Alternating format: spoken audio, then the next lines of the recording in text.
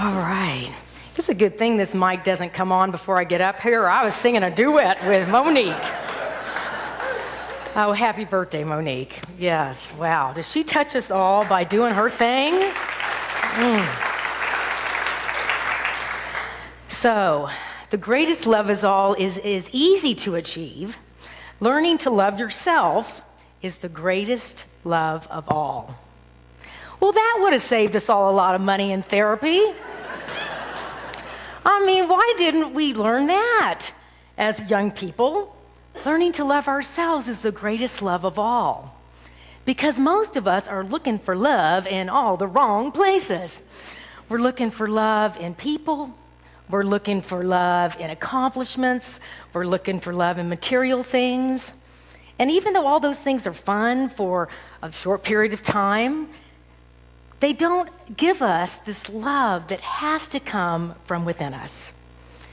And so we come to communities like this to remember that truth that sets us free, that this greatest love is something that we always have. And no one can take it away, and no one can add to it, because it is the love that you were born into. So if anybody asks you, are you in love, especially with this Valentine's Day coming up, you can say, I was born in love. Let's say that together. I was born in love. Now, isn't that a more powerful way of expressing love than maybe I'm in love and maybe I'm out of love and what the heck's going on? And we have so much confusion around this word love. You know, we have this, all you need is love. And then we'll have, what's love got to do with it? And then we just get kind of fed up with all of it, so we just go, I'm crazy. And it ends up being this experience of people feeling like love is something that's so complicated and so confusing. And for many people, I just give up. The whole thing is just too crazy. So today, I want to talk about what love is and what love isn't, and how we can make a decision every moment of our life to live in this love that we're born into. And if you feel like that's important, let's say yes together. Is that important? Yes, right. I love it, all right? Because none of us are in this thing alone. And the idea that there's anything that is not about love in you is where we get into the lie and not the I. So the deal about love is it is nothing that we can achieve or seek or grasp for. It is something that is an experience. It is something that we feel. Were you all feeling something when Monique was singing? Right? Are you feeling something with the great musical team here? So the idea is it's not something that happens outside of you. It's something that you're feeling inside of you. And love has become so confusing, we even wonder about its value. It's a weird thing, but do you know the words I love you in Scrabble have less value than the word zucchini? It's a weird fact, but it's true. So maybe we've gotten off this love knowing. I want to remind you that you were born with it as an open slate, pure potentiality, irreplaceable, unrepeatable creation of the divine. And you will never come again. So you not being you does not let this universe function in the way it needs to function. No pressure. But you being you is the most important thing, your only job in this life. And you weren't born with any story of not being good enough or not having enough. Have you all seen Jimmy Fallon's commercial with 50% more cash on the Visa card? He goes, everybody wants 50% more cash, and there's a little kid going, wee, I don't care, and she's throwing this money around. Because it didn't matter to us. We knew who we were. So we weren't born with all these covers and disguises and roles. We were born free, and as I like to say, naked. Was anyone not born naked? Just checking. Because most of us were born looking just like this. And if you think those little kids look adorable, yes, and you are adorable. You are adorable. And so much of what, see this, he's all connected there. Yeah. So much of what we do is we're really good sometimes at caring about other people, but when was the last time you cared about that little child that was you? So much of this life of learning and remembering the love that we are is a process of really reparenting ourselves. You know, recognizing that as my friend Greg Tamlin's song says, it's never too late to have a happy childhood. And so we get to recognize that we get to learn about who we forgot who we were. You know, it's said that we can only receive the amount of love that we feel like we deserve. So if we have a story of not being good enough, or not being worthy, or not being lovable, it's going to be a very difficult process of letting people into our life. So maybe the person or the soul or the life that you really want to love is your own. So to borrow a piece of Monique's story, I'd like us all to stand for a moment and just think about that little kid that you are, and let's do this thing that goes, I am the bomb, all right? Together, I am the bomb. You are. Now you can sit back down. So, it is so true that you are the bomb, and you are the one and only being that can be you. So as we're learning about love, and we're learning about how to reparent and reclaim this love that we are, we know that there's nothing in us that's missing. If you go to a physician and you say, I want a love exam, they're going to examine you, they're going to do x-rays, they're going to give you a love test, and they're not going to find any love. Because love, again, isn't something that we can see, it's something that we feel. So we look at what love is, which is the life, that force that's in you. And it's sort of like fish swimming in an ocean trying to find the water. So it's not so much something, again, that we're seeking as something that we're experiencing. And relationships are this great place of really seeing where you are in your sense of your love. Since you are a complete version of you, if you ever hear that sentence, you complete me, you may want to do my spiritual exit, which is namaste, namasko.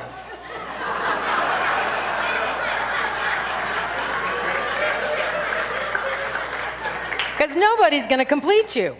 And because what happens if they go away? Then you're incomplete, right? And so, you know, not only is that not true for you, it's quite a burden on this other person. And we look at this holiday that's coming up, you know, $13 billion retail holiday called Valentine's. And I love Valentine's, right? But if you receive flowers and cards and gifts, great. If you give flowers and cards and gifts, great. But if none of that happens, the love that you are is not affected in any way. I'll tell you some of my illusion around love. Many years ago, before I was so evolved, I was a sophomore in college, and I remember walking into my dorm building, and the front desk was full of flowers and balloons.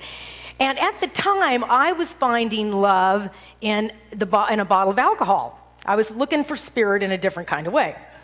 And I remember I didn't feel so great about myself at the time, and I looked at all those balloons and flowers, and I was so angry. Why didn't somebody give me a flower or a balloon? Everybody else is getting all this stuff. And I went up to my room, and I got drunk, which really solved the problem. And as I was considering this, thinking about this story, I was always drinking Blue Nun. You know, like I said, I was sneaking up on spirituality. I was a Blue Nun. But isn't that how we do that? It was the frustration inside of me that experience of all that love, I didn't feel it in me. And I must have been very lovable at the time. I'm shocked I didn't have somebody that wanted to give me, you know, flowers or balloons. Because the way that we receive is what we believe about ourselves. So love is a permanent condition that is you. It also has to have a lot of flexibility in it. Rumi says that make not a bond of love, rather let it be a moving sea between the shores of your souls. I've heard people that have had opportunities of disagreement, and they've said, I don't love your behavior, but I love you. Right? So we have this moving sea of love. Love is something that is not a serious situation. It's really a continuous flow. I have a radio show, many of you know, called Let's Get Naked, Revealing Your Authentic Self. It's just me, what can I do? And I'm doing a show tomorrow called Moving from Victim to Victor on Valentine's Day. And we did it last week also, and Stephanie Pfeiffer Stone called in. She really wasn't doing victim very well. She's just praising her husband back there, Rick Stone, but really talking about the beauty of how to do relationship together. But another lady called that was saying, I just met this guy and I want to have a serious relationship with him. And she goes on. And so after she stopped, I said, so tell me about this serious relationship. And she started laughing. I said, so tell me what's, when we even call something serious, all of a sudden we've got this, heaviness around relationship. Not so much the moving sea between the shores of our soul. So love, not only is it complete within you, it's also light. And it's silly, because when we look at those little babies, we know there was a lot of lightness in us. It might have disappeared rather quickly, but you were born in that sense of, I'm the bomb. Right? So part of what we're working with when we're wanting to know more of the love that we are is to let ourselves laugh. So I have some videos of some little kids, and I'd like for you to remember that little kid in you as you watch.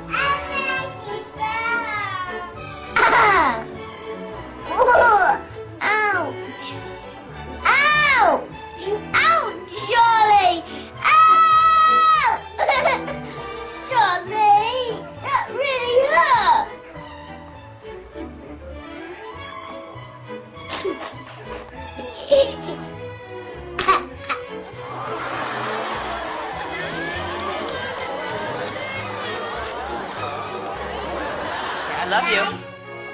I love you too, but I don't like you all the time.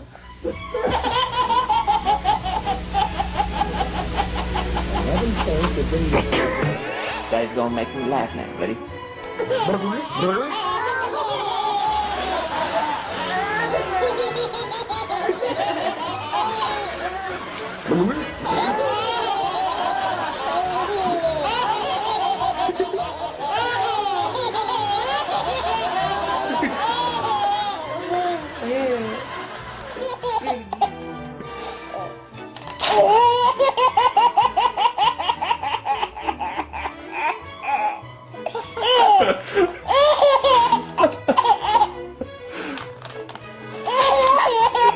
Videos. All right, there you go. So let's see. Yay, babies. See if this still works. See? So, love is light. Love is silly. Love is childlike. And if you're wanting to experience more of the love that you are, find places where you laugh. Find places where you get to lighten up. Because there's nothing serious about love or certainly your life. When we wear life like a loose garment, we allow this beautiful love that is within us not only to shine, but to draw to us people that want to play in that sense of lightness.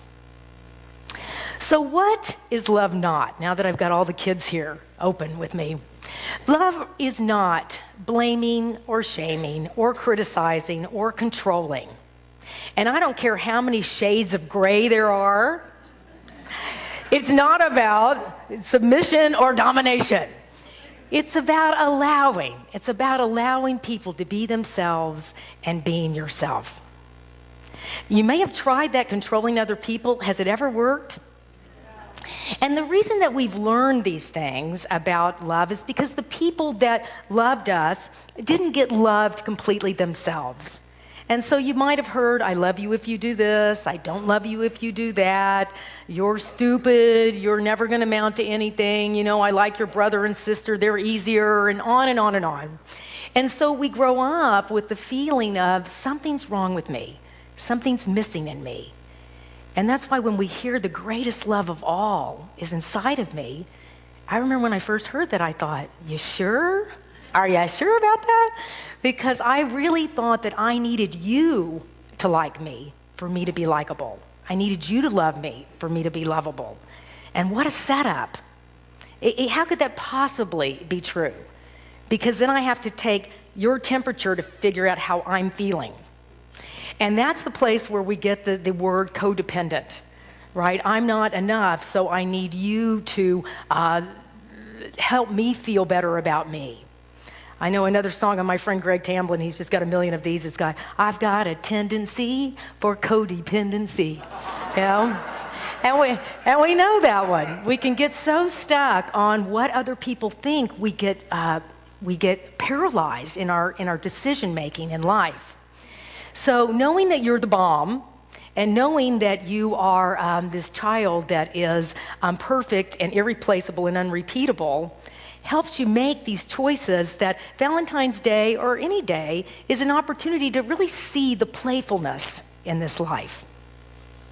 The other thing that love is not is that nothing can make you from the outside more important.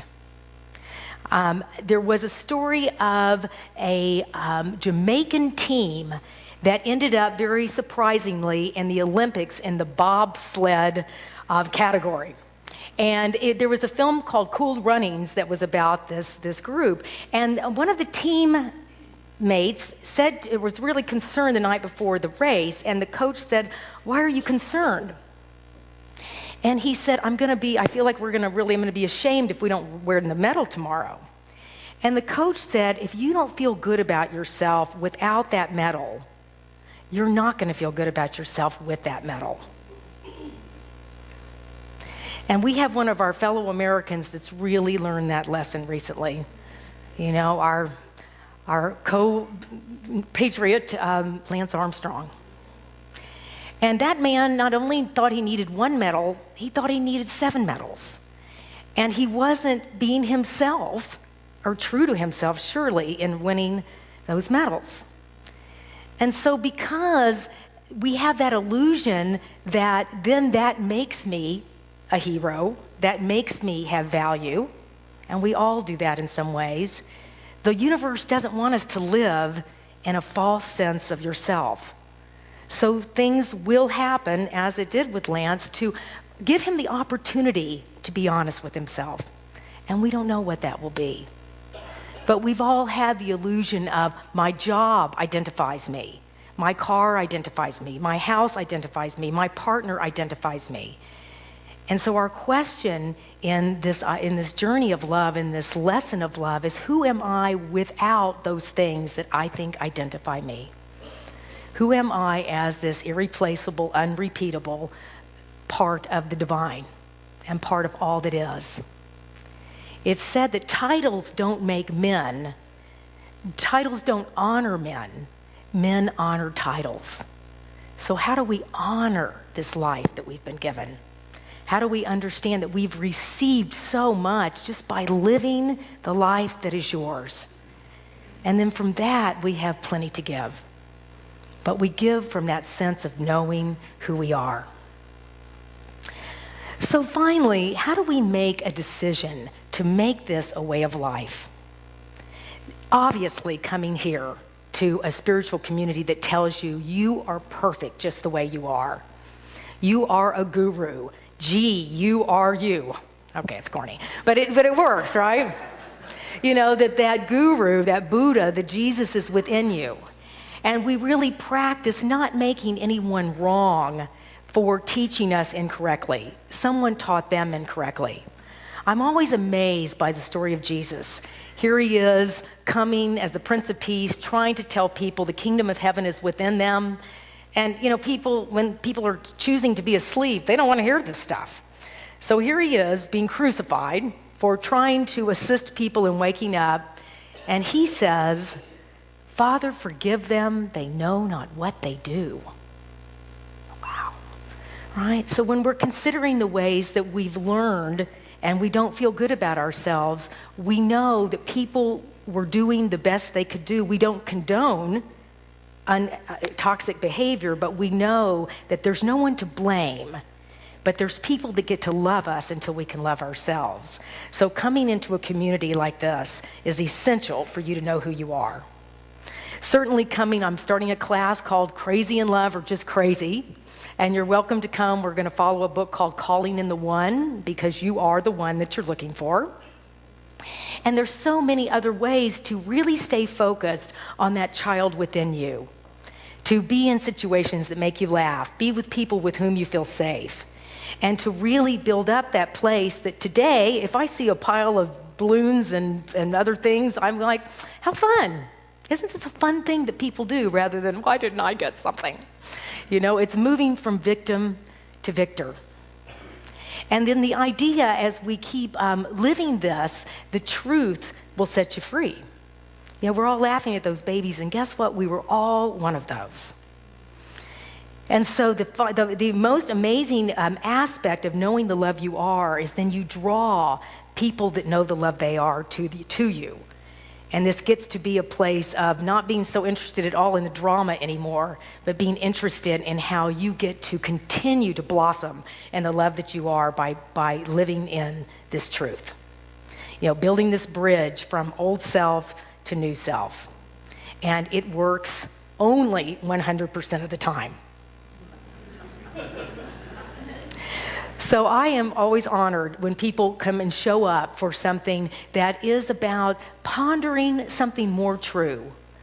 You know, Rumi says we don't seek for love, we seek to find the barriers that keep us from love showing up in our lives, from what we believe about ourselves.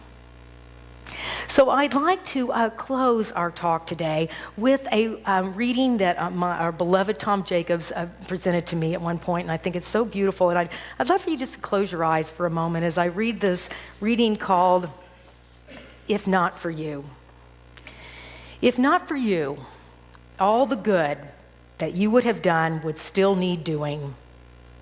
If not for you, the spark of your ideas would not have ignited a fire in others. If not for you, the key role that you've played in life would remain unfulfilled. If not for you, at least one person would not have awakened from his or her dream. If not for you, your triumphs could not be examples to inspire others. If not for you, the song of life would have missed a beat. If not for you, your gifts would remain ungiven. If not for you, someone would have no example to follow. If not for you, someone who needed love would not have received it. If not for you, there would be one less smile, one less laugh, one less hug. If not for you, an animal might be homeless and a garden left unplanted. If not for you, something would be missing.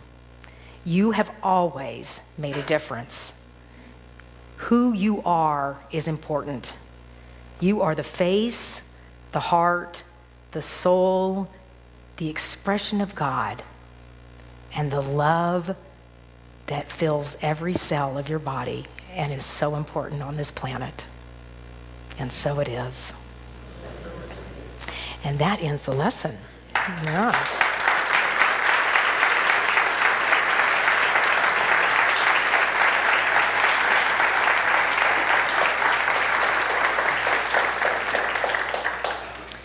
And so we'll say our affirmation together. It's your white card that you might be sitting on. I am guided by the yes of my heart. The love I seek is inside of me. And let's just close our eyes and breathe into this amazing life that we've been given. We relax into our greatness.